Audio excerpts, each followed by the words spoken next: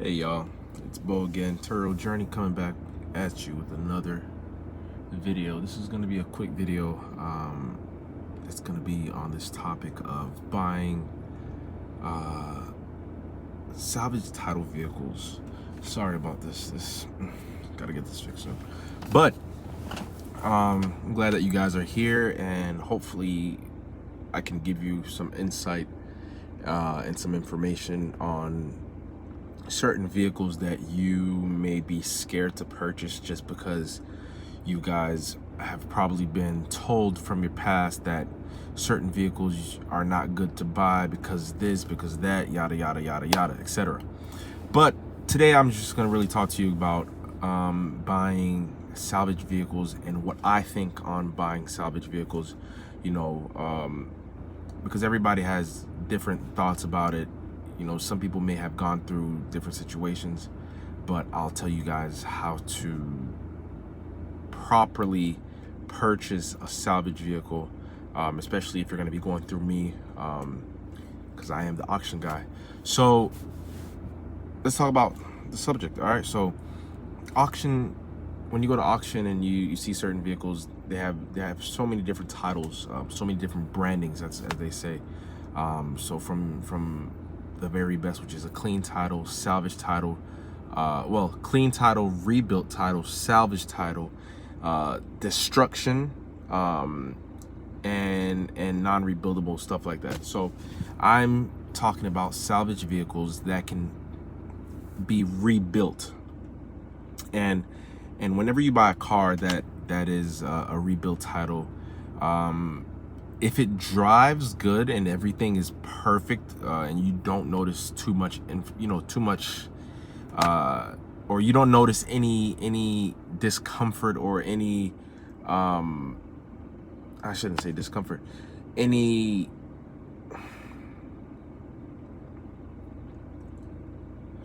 that's abnormal, you probably just got a very good vehicle that probably had a very minor accident. Sometimes insurances, they'll see a car, and what they do is the reason that they'll put, write their cars off and write them as salvage is because what they see as the repair cost, it may be greater than a certain percentage of what the car is worth. So if it is greater than that certain percentage of what the car is worth, what they're going to do is, one, they're just going to write it off. With car insurance companies I found this on the web. Oh shoot. With insurance, and people don't understand, like, these places make money off of you from the beginning. So them writing your car off is nothing to them because they've made money on you. They've made thousands on you already. So writing the car off to them is just an easier way for them to get out of having to pay for the repair bill, and it gets you out of your car and into a new car if that's what you choose. So let me talk about certain types of salvage vehicles, and I'm gonna talk to you about the ones to stay away from and the ones that I personally think you guys can go for. Right? Let's talk about the ones that you want to stay away from. Any vehicle that was water damage, meaning flood, anything that deals with water, because the main reason that you want to stay away from those cars is because of the fact that we have a lot of technology in our new cars nowadays. So all of this technology, it has to run through something. So it has to run through wires. So wires can corrode, certain stuff can corrode, and make your life a living hell if you do decide to buy a car that was a flood damaged vehicle. Now, I've seen some people who, they bet on themselves and they purchased one, and it probably was just, something that wasn't too bad. So they were able to get in there, fix it, and bam, drive off. Now that's for somebody who is a risk taker, and I would never recommend that you guys be a risk taker like that. I would probably do something like that if I really believed in a car, or if I was getting a car at the right value, the right price. It really has to be the right price. Other than that, I'm not really touching that car. Or if I'm taking a car just because I want to buy certain, or if I'm taking a car because I want to get certain parts off of it. That's the only reason that I would buy a flood car. So if you ever decide that you want to do buy a flood car just because you want to take parts off of it, by all means, you can come through me. I got you. So the other cars that you guys should stay away from is fire, fire burn cars. Like that's what they list it as. But burned cars, damaged cars from certain electrical fires that happen in the engine bay. It can happen anywhere, but I would stay away from those cars because, again, those mess with wires. So certain wires run certain things in your car, and you don't want to be driving one day and boom, your car's not driving. So or it just stalls on you and you're out of luck, So I would definitely want you guys to stay away from those cars, right? What other car can I tell you to stay away from? Yes, certain cars with front end damage. And the reason that I'm going to say front end damage is because of the fact that the thing that sits in the front of your car is the most, it is the brains, kind of, not the brains, but it's what really drives the car, what really makes the car run, which is the engine.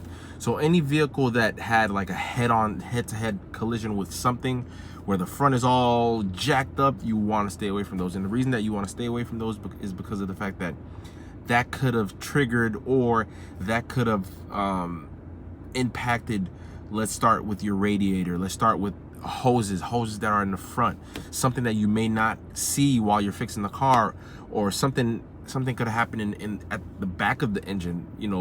Having a hard of an impact like that can affect the engine. It could push the engine back in a certain way, even though we do have engine mounts, but you just never know, anything can happen. So I would recommend that you guys stay away from those cars, unless you guys are risk takers. If you're a risk taker, by all means, call me. I will help you continue to be the risk taker that you are. But stay away from those vehicles. The only vehicles that, now let's talk about the vehicles that I would prefer that you guys stick with. And those vehicles would be vehicles that were structurally damaged, probably on the side, like a door, even like the B pillars, which is this thing. The A pillar is the front end of the car. The C pillar is, let me see if I can point into that direction, that pillar right there. Anything that deals with that, I'm kind of scared of, though, because water could fall into your car. But anything that deals with these pillars, or the sides of the car, the back of the car, those things, I would recommend that you guys purchase those vehicles if you're looking for something cheap to rebuild, and it's much better that way, because a body shop can just easily they could easily get to that part, bang whatever they got to bang out. If you have to go to to get it structurally pulled, that's just an easy fix for me. I personally believe, and many other people out there believe, I think many other people have that same mindset as I do. That is a much easier fix than trying to fix something electrical, trying to fix something with the engine that may cost you thousands of dollars. I rather fix a vehicle that got hit on the door, where I can replace the door, where I can find these parts fairly easily.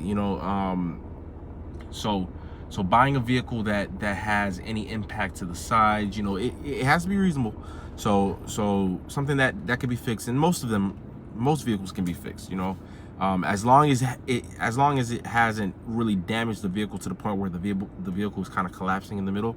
You're kind of good. Well, you are good. And then in the back, stuff can be pulled out. Listen, anything can be banged out, because what a body shop is going to do, most likely, sometimes if they feel as if it's not worth banging out, they'll literally buy or go to a junkyard if that's what they choose, or if you buy like a donor car, just depending. They'll cut that part out, and then take that part and bring it to your car and weld it on perfectly. Sometimes you wouldn't even know it happened. So if you ever get a chance to watch videos of body shops and how they do their work, especially like great professional body shops and how they do their work, like, you'd be amazed that they could cut out a whole quarter panel from another car, and cut out your quarter panel and replace your quarter panel with that quarter panel that they took off the other car. and they weld it on, and they make sure that it's intact perfectly. And when they put that bad boy together, you're just like, wow, you just never would have thought that your vehicle could be, you know, it could be put back into that great shape that it was originally in. So those vehicles, I feel as if those vehicles are the types of vehicles that you would want to stick with.